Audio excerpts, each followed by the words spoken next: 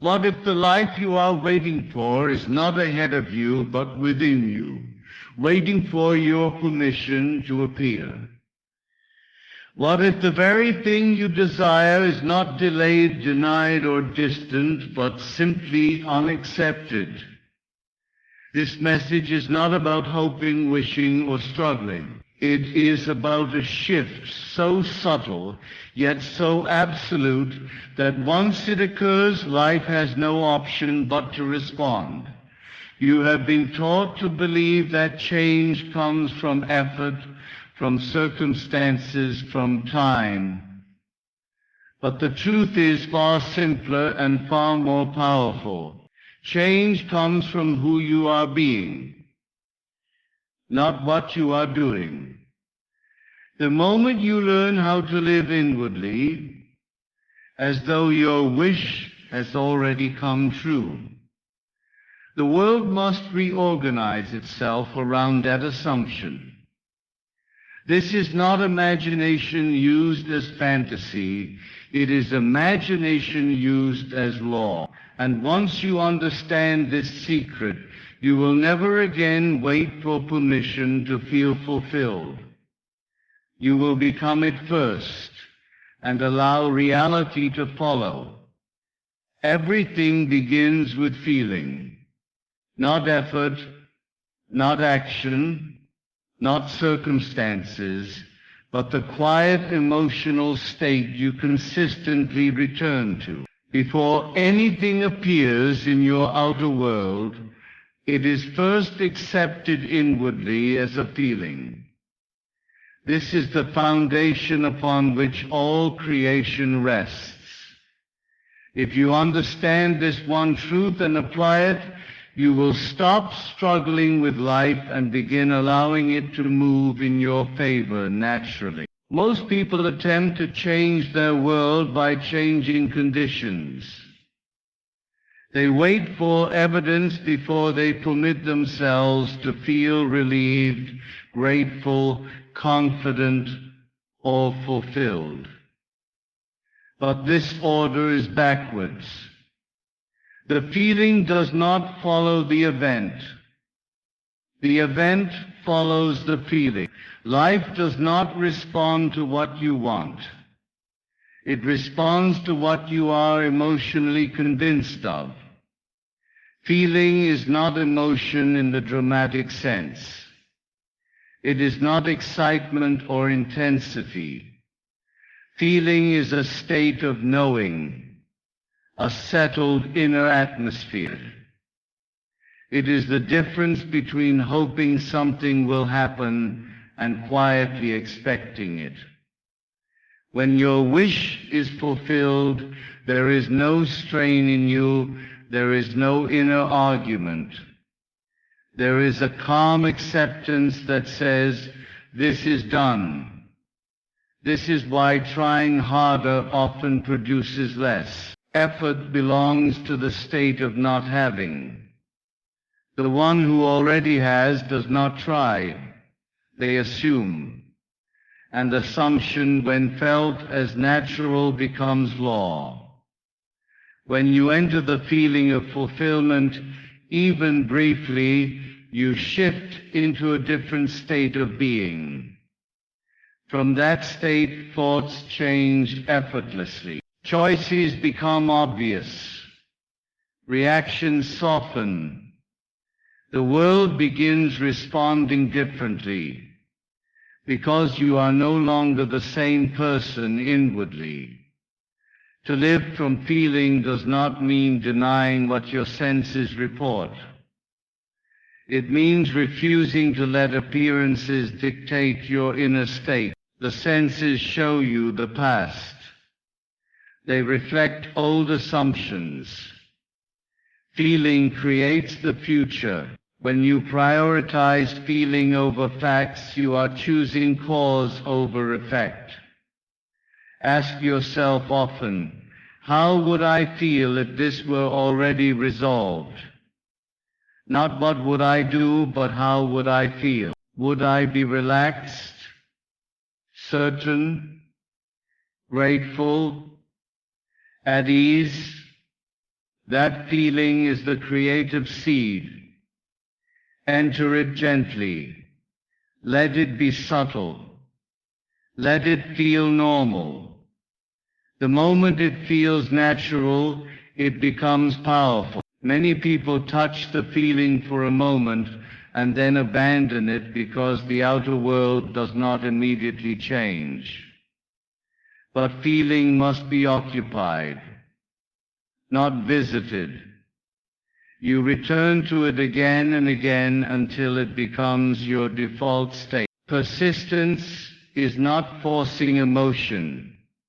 It is repeatedly choosing the same inner position. Nighttime is especially powerful. As you prepare for sleep, the conscious mind relaxes and feeling sinks deeper. End your day not reviewing problems but resting in fulfillment. Let the last mood you carry be satisfaction. Sleep as though the matter is settled. In this state, the seed is planted without resistance. If doubt arises, do not fight it. Fighting keeps attention on lack. Simply return to the feeling of completion. Familiarize yourself with it. Let it become comfortable. Over time, the fulfilled feeling will feel more real than the problem ever did. Understand this clearly. Feeling is acceptance. When you feel fulfilled, you have accepted the wish as fact within yourself. And what is accepted internally must be expressed externally. There is no exception to this principle. The world will rearrange itself in ways you could not predict. People will move, opportunities will appear, circumstances will shift. Not because you force them to, but because they must mirror the state you now live in. The feeling comes first, always, and once you honor this order, life begins to work with you instead of against you. Everything in your world moves according to one silent principle. What you assume to be true eventually becomes your experience. An assumption is not a hope, not a wish, and not a statement you repeat without belief. An assumption is an accepted inner position. It is something you live from, not something you think about. When an assumption is held consistently and naturally, life has no choice but to shape itself around it. Most people underestimate the power of assumption because it feels too simple. They believe transformation must be difficult, dramatic, or earned through struggle. But assumption works quietly. It does not announce itself. It feels ordinary. And that is precisely why it is effective. The most powerful assumptions are the ones you no longer question. Look at your daily life. You assume the sun will rise. You assume your name when called belongs to you. You assume certain outcomes without emotional charge. These assumptions require no effort, and they manifest without resistance. The same law applies to every desire.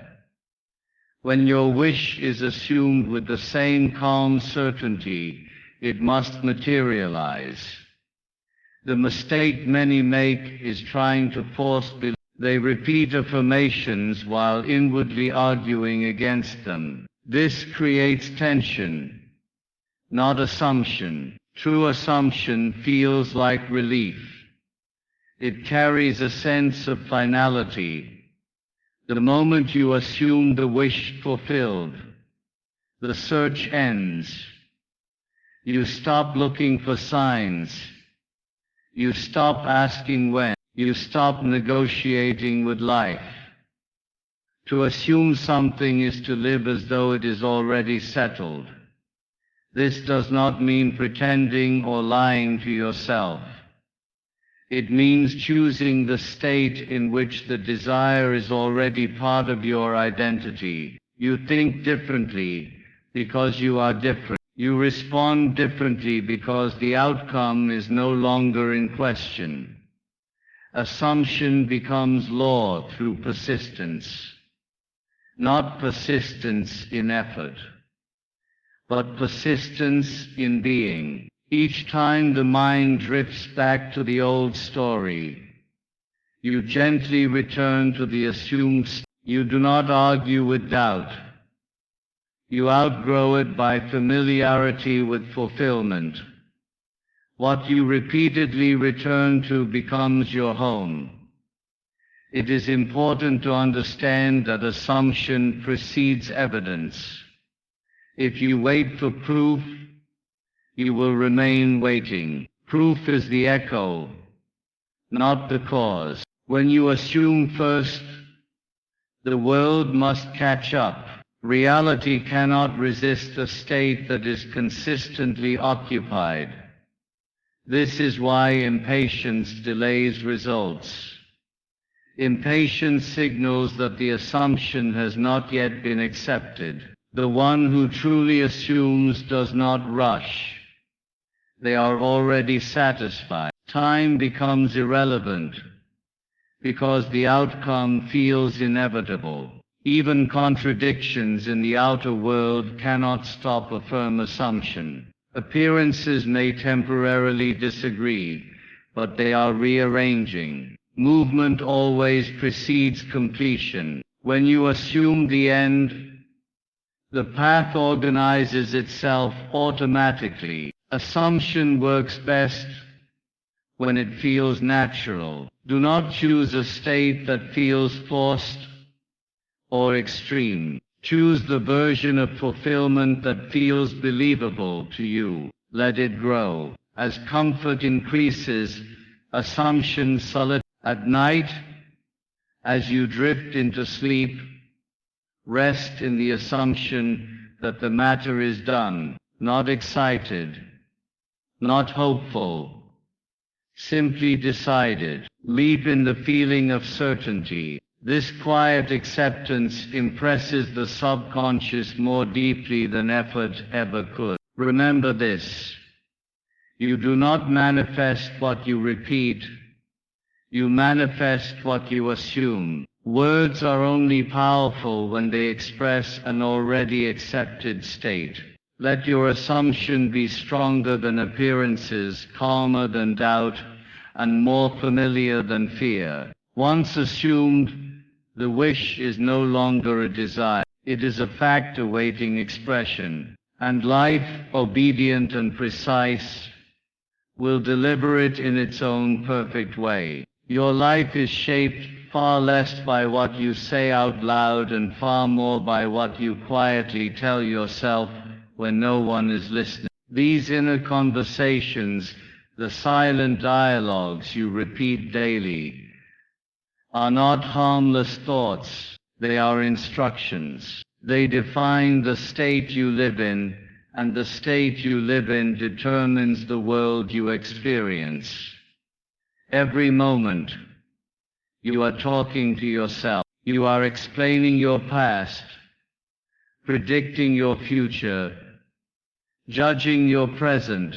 Most people do this unconsciously, replaying old stories and imagined arguments, never realizing that these conversations are rehearsals for reality. What you consistently hear inwardly must eventually appear outwardly. When your wish is fulfilled, your inner conversations naturally change. You no longer complain about what is missing. You no longer defend yourself against imagined failure. The fulfilled version of you speaks differently, with ease, certainty, and calm expectation. To live from fulfillment is to adopt the inner speech of the one who already succeeded. Pay attention to how you talk to yourself during idle moments.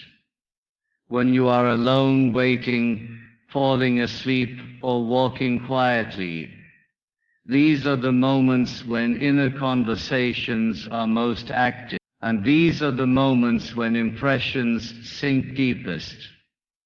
If your inner dialogue is filled with justification, worry, or explanation, you are reinforcing the state of not having. Changing inner conversations does not require effort or suppression. It requires awareness and redirection. The moment you catch yourself repeating an old story, gently replace it with a new one, not aggressively, not forcefully. Simply choose a conversation that would feel natural if your desire were already fulfilled. For example, instead of inwardly explaining why something hasn't worked yet, imagine hearing congratulations.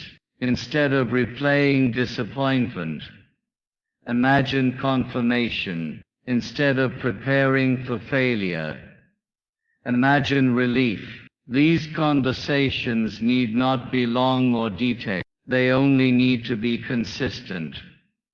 Inner conversations are powerful because they carry feeling, and feeling is the language the subconscious understands. A single imagined conversation, when felt as real, can outweigh years of effort. This is why a brief moment of inner acceptance can produce sudden external change.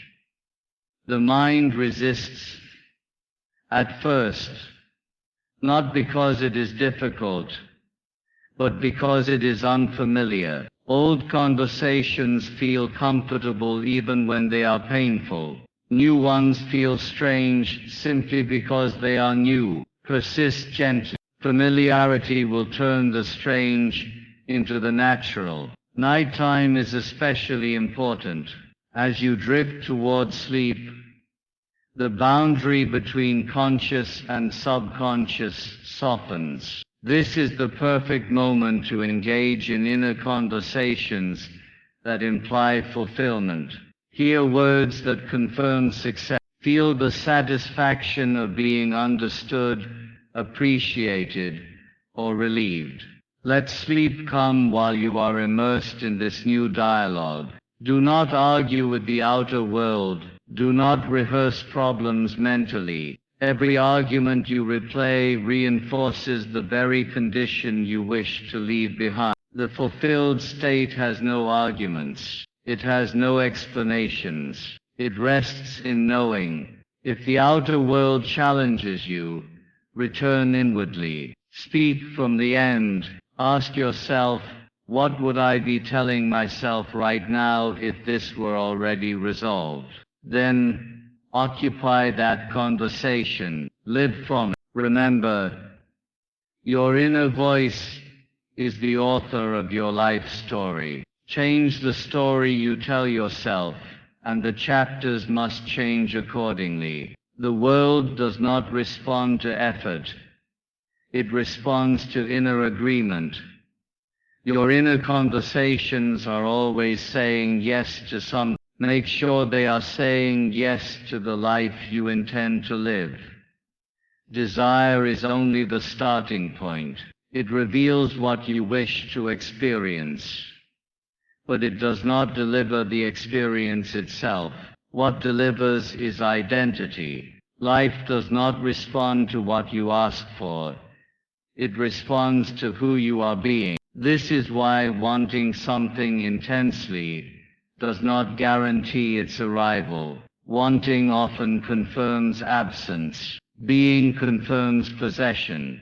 Most people live from the identity of the seeker.